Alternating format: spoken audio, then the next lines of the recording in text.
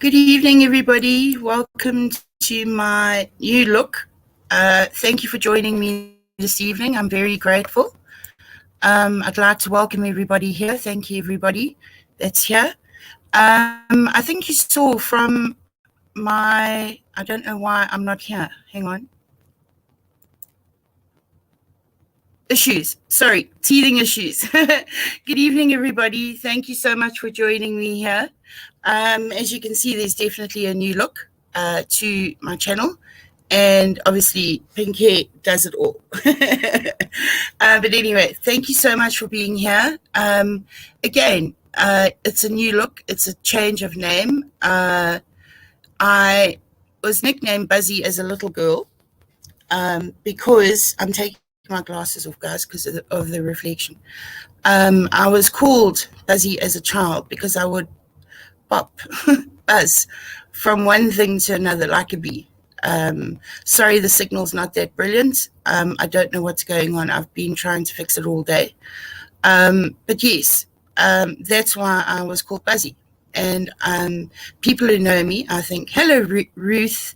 Hello, Hendo. Hello, Erica. Thank you so much for being here, everybody. Thank you, Tonic. You'll know that I do buzz. I'm in the middle of a sentence and then I change direction totally.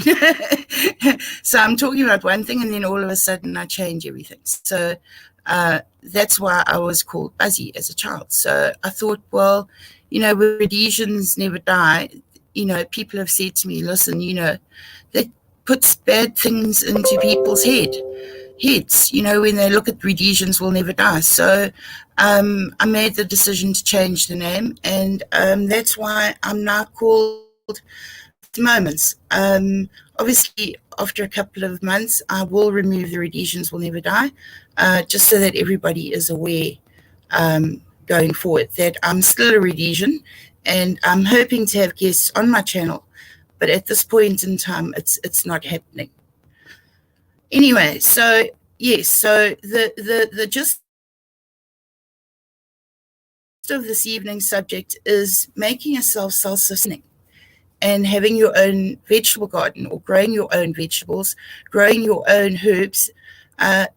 Obviously, it's all dependent on space and what kind of place you're living in. If you're living in a flat, obviously you'll need window boxes. If you have a lovely garden like I do, which you saw from the pictures from my intro, you'll see that I have a lovely English garden. And yes, I grow my own veggies. I use both earthworms, and I know there are people here that are going to go, eek, okay, because they're wriggly and they're not very nice to touch. And I also use a process called bokashi. Bokashi originated from Japan. Basically, it's a effective microorganism that's infused into a medium called bran. And what it does is it actually changes the molecular structure of leftovers.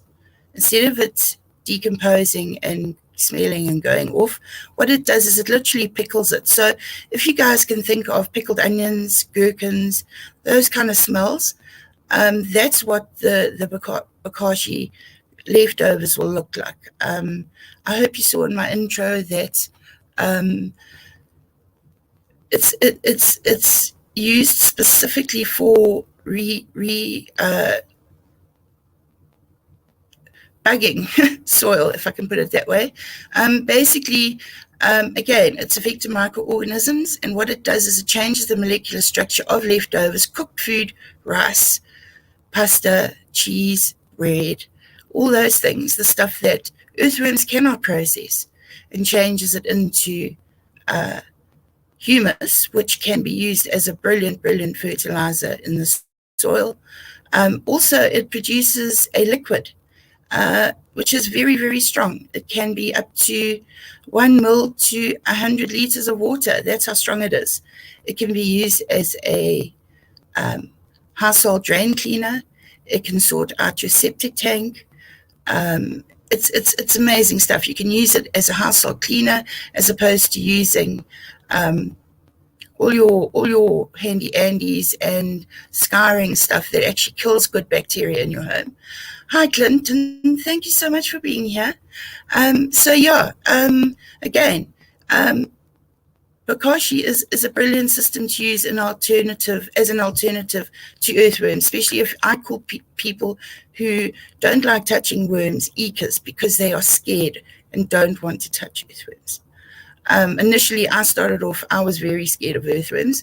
I have this very, very bad phobia. I'm terrified of snakes. And of course, when I started all of this, it was my daughter's high school project. And I had to get over the fear. So what I did was I got myself those bright yellow washing up gloves that you can buy in the shops. And that's what I put on my hands. I wanted to get cow birthing gloves that went right up to my shoulder so that I just had an issue touching these earthworms. So over the years, I've been doing this now for 15 years. Once you get used to it, once you get into it and you have your own earthworm system, the fear will go away unless you are an Ika. Then you need to go with Bokashi. What I'd like, please, is some feedback from people in the chat, just so that I can get some feedback from you on the subject at hand. I'd be very grateful. Again, earthworms need to live in a earthworm system. I'm sure you've all heard about it. It's been one of the things to be like the Joneses, where you must have a worm system. So I'm sure you are aware of them. What I do is I do one-on-one demonstrations with customers, and I show them how to make an earthworm system. I show them how to manage and feed, and what's actually required in having an earthworm system. Look, you don't have to be a rocket scientist, but again, it's something, you need a little bit of knowledge. And what I do is when I do sell earthworms and a worm system, or help customers make their own systems and sell them the worms, I do one-on-one demonstrations. So basically, at the end of the day, guys, if you go into a shop and you go and look, for example, at a pocket of potatoes, do you guys know how much a pocket of potatoes is? Do you know what the price of a pocket of onions is? I don't seem to be getting any feedback on this on the chats, guys. Are you all here? Is everybody present and accounted for? Please give me some feedback. Because I'm not getting any. Again, it's getting people's mindsets. It's very easy to just take stuff off a plate, scrape it off a plate, and throw it in a rubbish bin. But then at the end of the day, we have a huge issue. I don't know about where you guys are, but our landfill site here is an absolute nightmare. It's not managed properly. And, fire start, we have serious issues with fire starting without any reason. And then, of course, those fumes and all of that affect people living in the area where I live, in the KZN Midlands. So, you've got to look at the bigger picture here.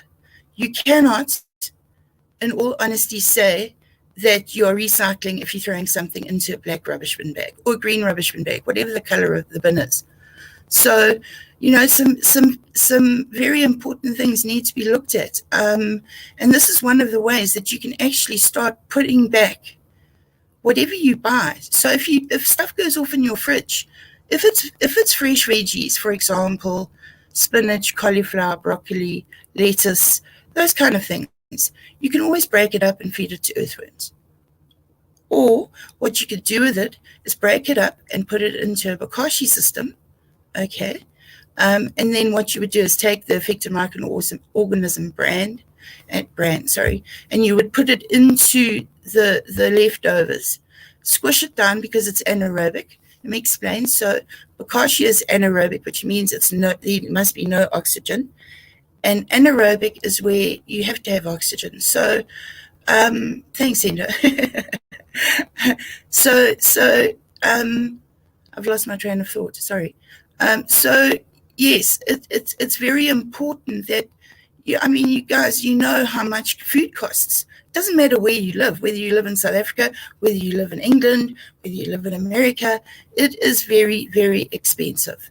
Um, and it's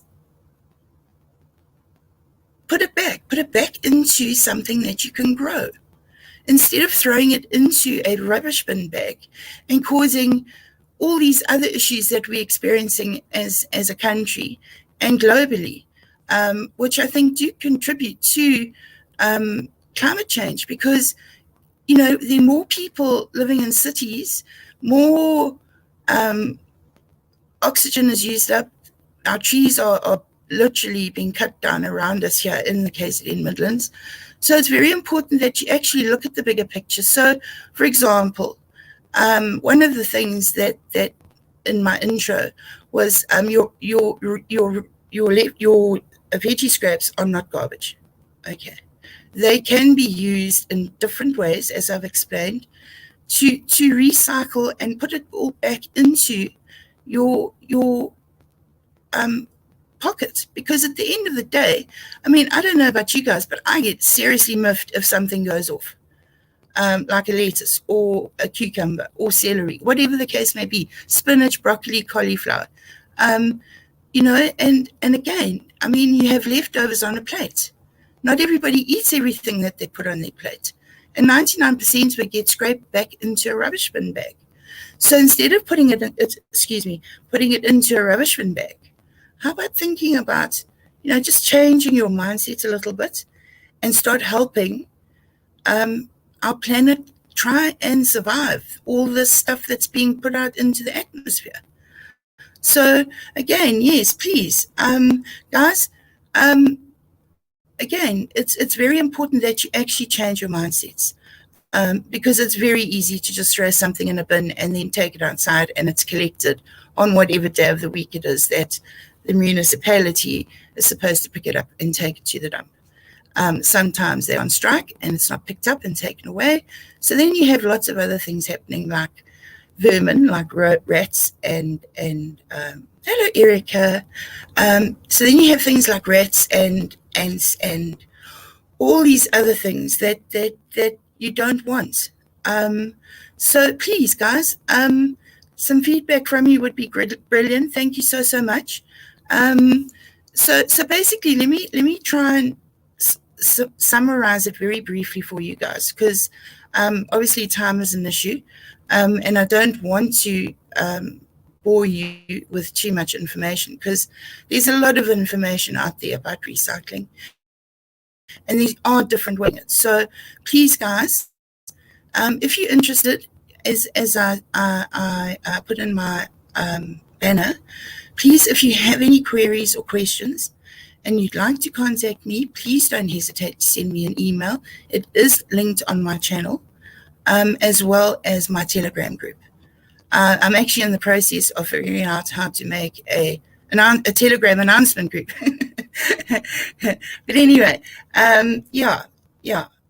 so, okay, so just to give you some clues as to how bokashi can actually help.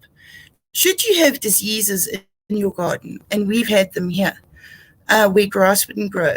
Our lemon tree had very badly diseased fruit, and obviously the tree itself was very badly diseased. So by digging in the humus that you get from a bokashi bin once it's processed, I'll get into that shortly, you can then dig it into the soil around a lemon tree, for example, or where grass won't grow. And what you do is, as I said, you dig it into the soil and then you cover it all up. Or what you do with grass, for example, you would take a fork and you would spike the ground, and you would then actually sprinkle the raw bokashi bran onto the grass, water it, and you'll be absolutely amazed as to how fast grass will actually grow. So there are two examples. So basically, how the bokashi system works is obviously you scrape off the plate and put it into the bokashi system. I think you saw the pictures on the intro. And what you then do is, as you produce leftover scraps, you then fill the bin up. Okay, so every time you put leftovers into the bin, you then put the bokashi bran into it and mix it in and squish it down because it's anaerobic. By squishing it with a potato masher, it actually gets rid of all the oxygen pockets in between the vegetable scraps in the bin. Okay. Then what you then do is you fill up the bin like that, and then you seal it because it's an anaerobic system because it has a lid and everything for it. And what it does is, as I said, it changes the molecular structure of things. So it won't change a carrot leftover or pasta or a piece of bread or a piece of cheese. It won't change the look of it. It'll change the molecular structure of it, and it will be pickled. And that is where the full system would then sit. This is why you do it on a rotational basis. So what you would then do is you would seal the bin, tap off any liquid that's been made during the process of filling up the bin, and you leave it for 2 weeks.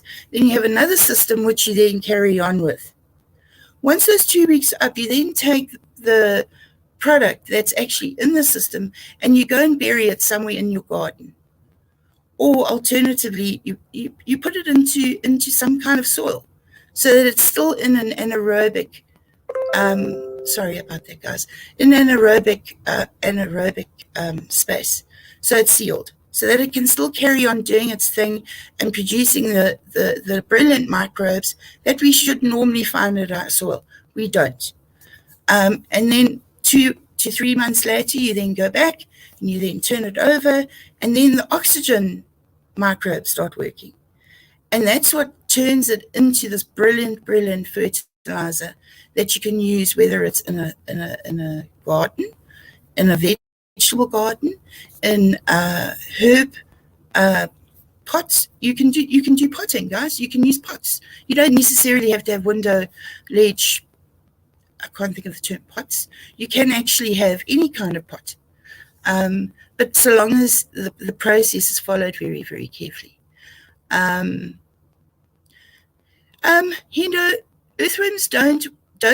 Well, the earthworms that I have, they're specially bred so that they multiply very quickly.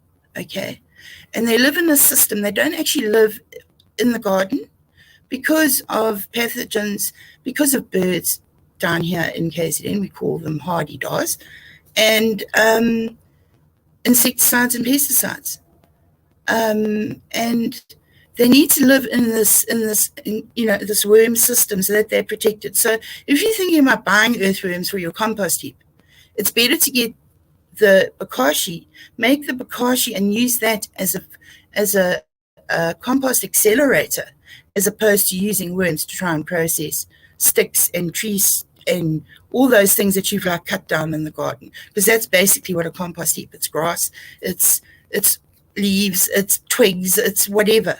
So, guys, as I said, please, if you do need more information and you are keen, please contact me either on my email or on my Telegram group. And I can give you advice as to how to actually apply this information to the circumstances that you live in, so that at the end of the day, you're actually recycling and using the stuff that you've bought and putting it back into whatever you grow. That is the bottom line. I'm just reading comments. Yeah, Henda, first world countries, yeah, but as I said, guys, I'd say about 10 years ago, it was the in thing to have a worm system. But, guys, I have actually taken on clients as worm systems. And you must see the state of the worm systems. They don't look after them. They don't. For example, they'll take a whole head of a cauliflower or broccoli and just dump it in the bin. And Obviously, vegetables and stuff you need to actually bruise, because I'm going to try and find something that I can use. What am I going to use? Okay, so I have a serviette here.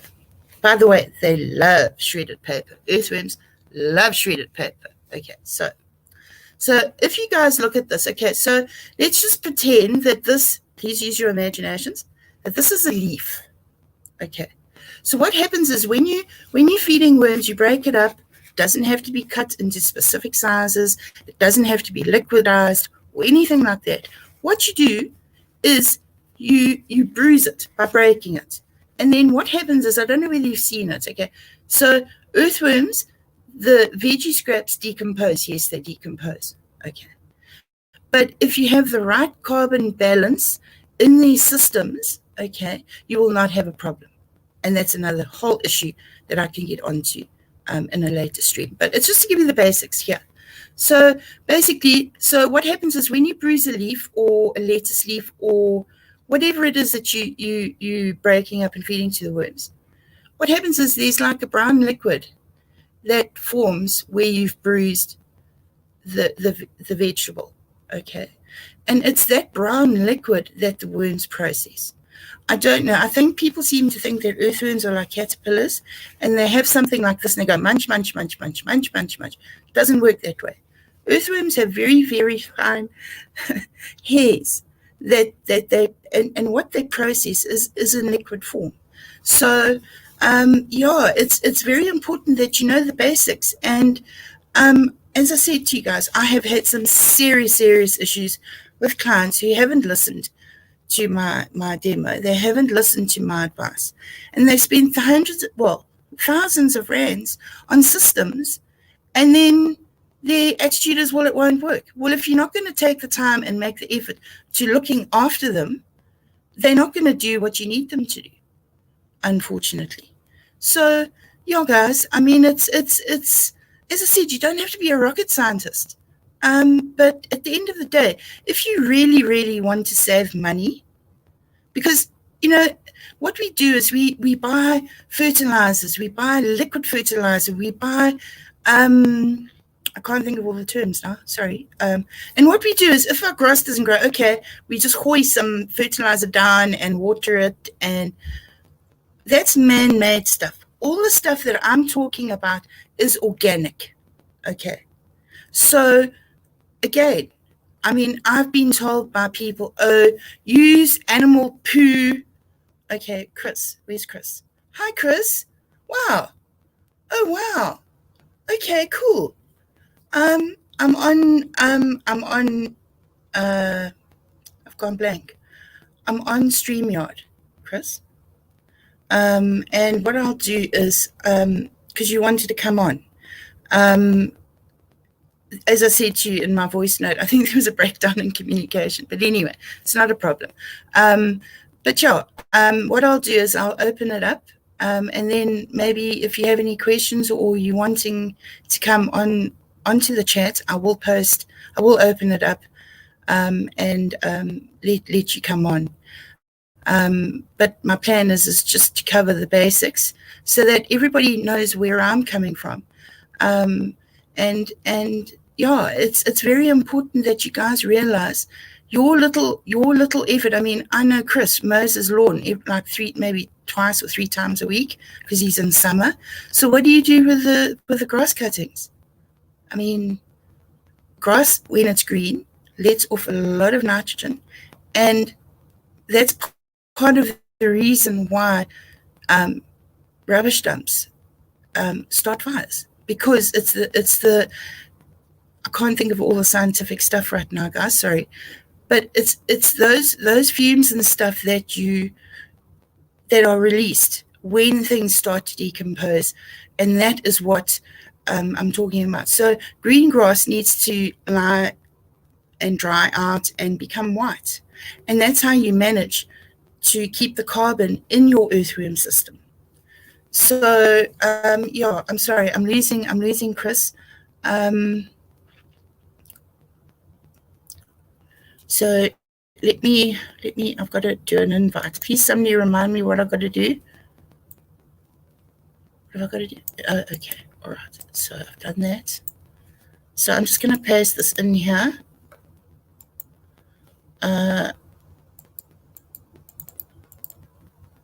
Sorry, I'm just getting down to the bottom here. Sorry, guys.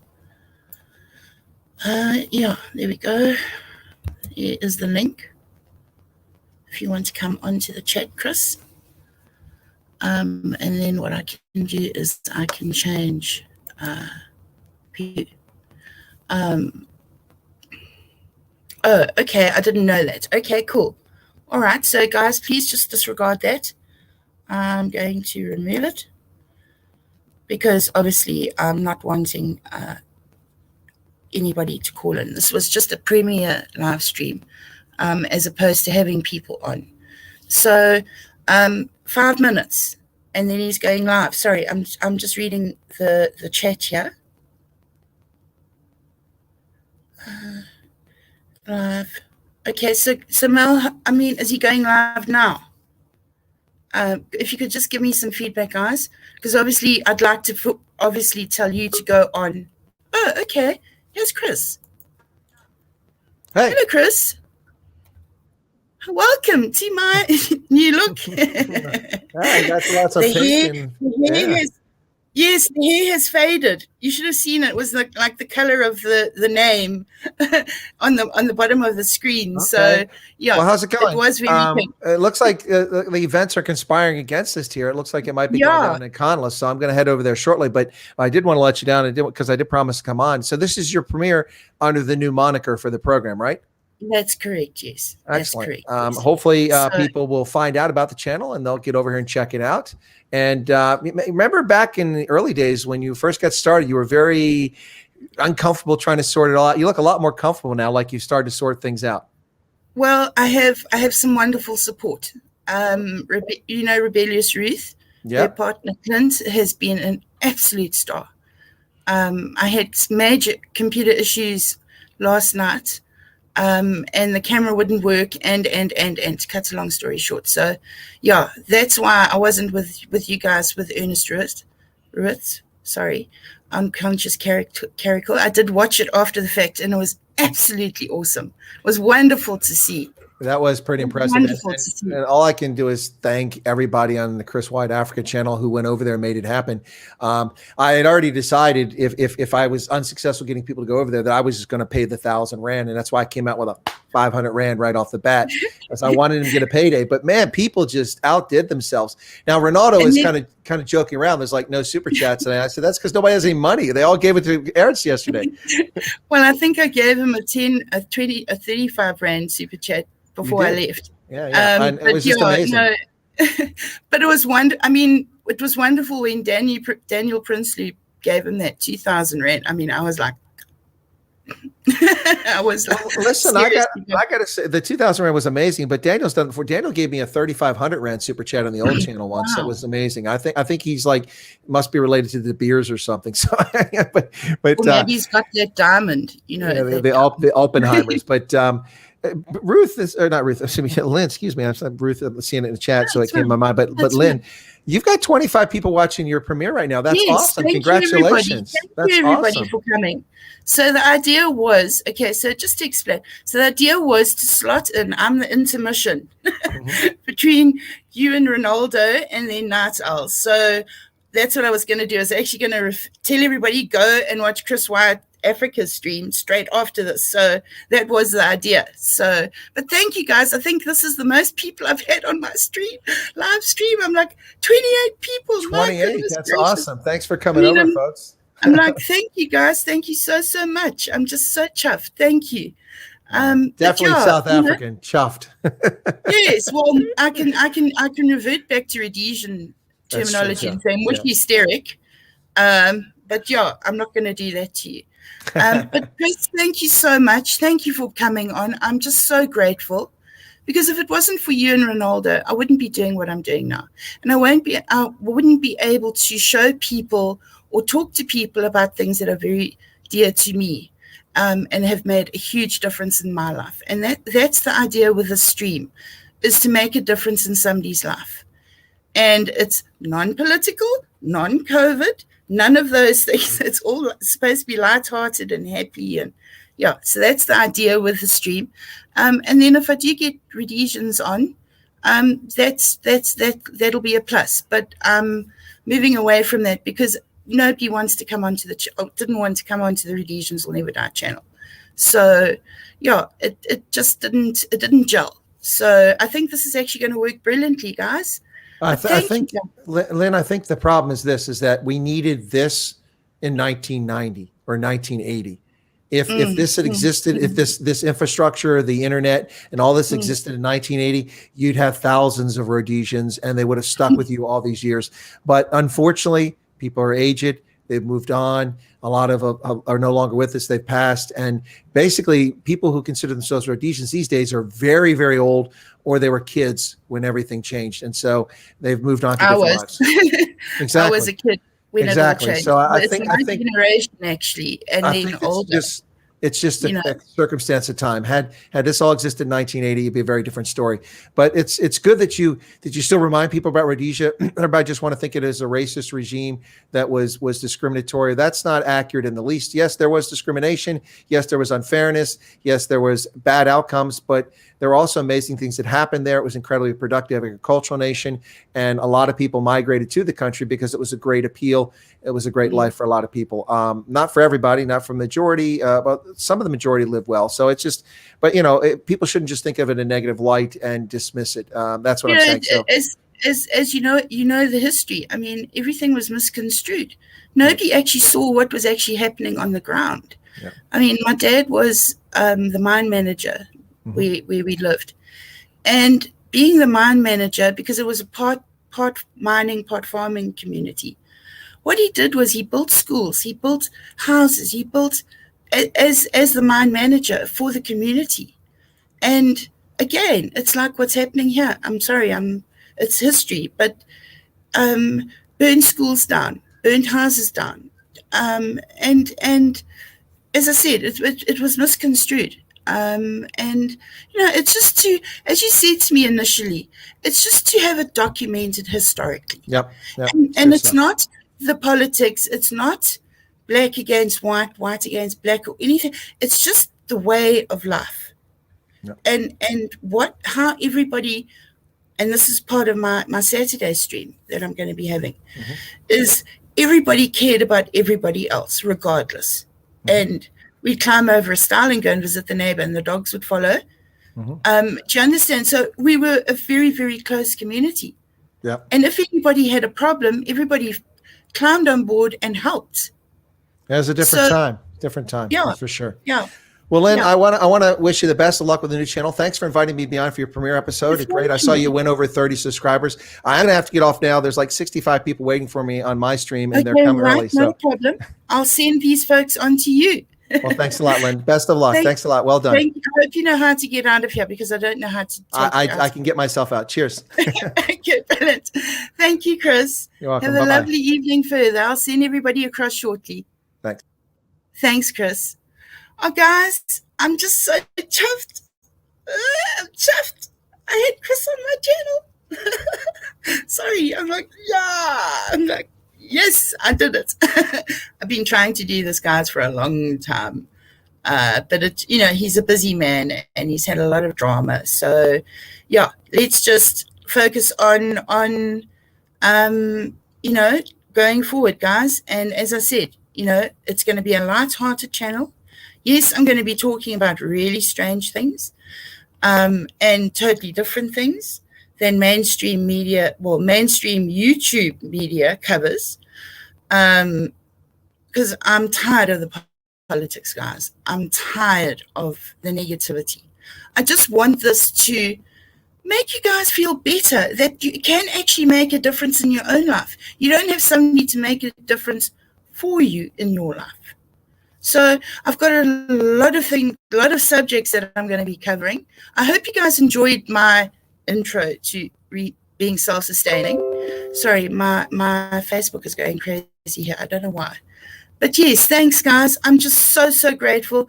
Lizette, Hendo, Cameron, Marilyn, thank you, guys. Ruthie, Clint, thank you for being so wonderful and patient with this old duck who doesn't really know what she's doing on YouTube. But thank you guys. You've been absolutely awesome. And I'm just so glad that you're here. And yeah, guys, I'm going to end the stream right now.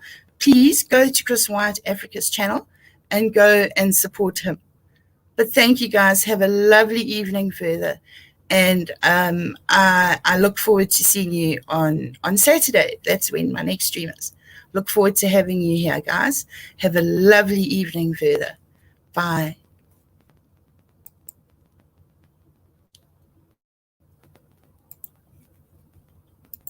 Sorry, guys. I'm just trying to get my exit video. And I can't get it. Just give me a sec here. Just give me a sec here. Okay, there we go. Because we're all legions and we'll fight through thick and thin. We'll keep our land a free land. Stop the enemy coming in. We'll keep them north of the Zambezi, so that river's running dry. And this mighty land will prosper.